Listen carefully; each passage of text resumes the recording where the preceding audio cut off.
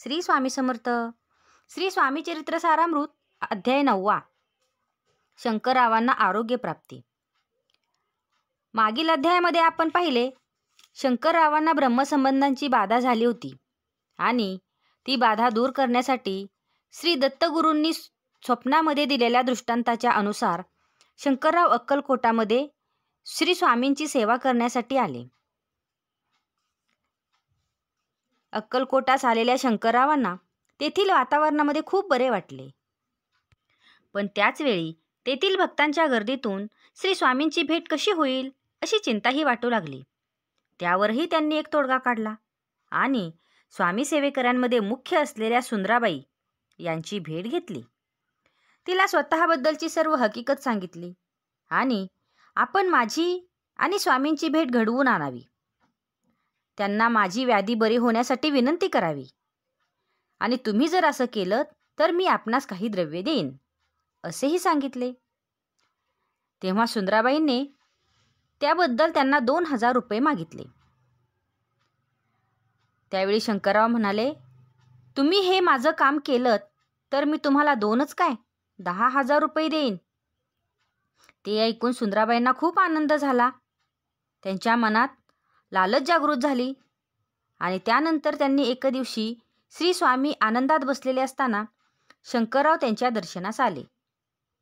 सुंदराबाई तेथेच होती. ती स्वामींना म्हणाली, महाराज, हे गृहस्थ कुलवंत आहेत. यांना ब्रह्मसंबंधाची बाधा अहोरात्र त्रास देत आहे.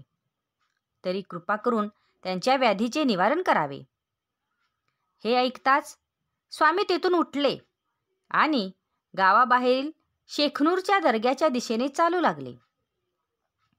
शंकररावही त्यांच्याबरोबर होते.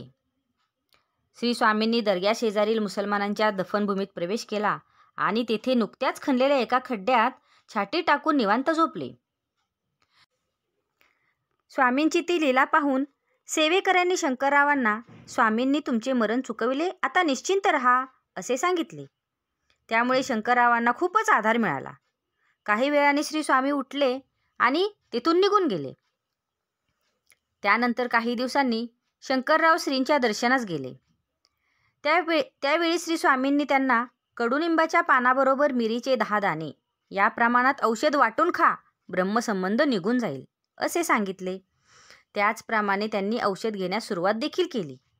त्यामुळे त्यांच्या संबंधबाधेचे निवारण झाले आणि आरोग्य पूर्ववत झाले.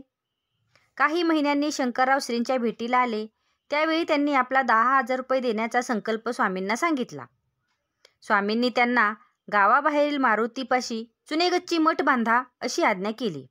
शंकररावांनी तेथे एक सुंदर मठ बांधला आणि त्या वास्तूच्या रूपाने शंकररावांची कीर्ती अजरामर झाली. श्री स्वामी समर्थ.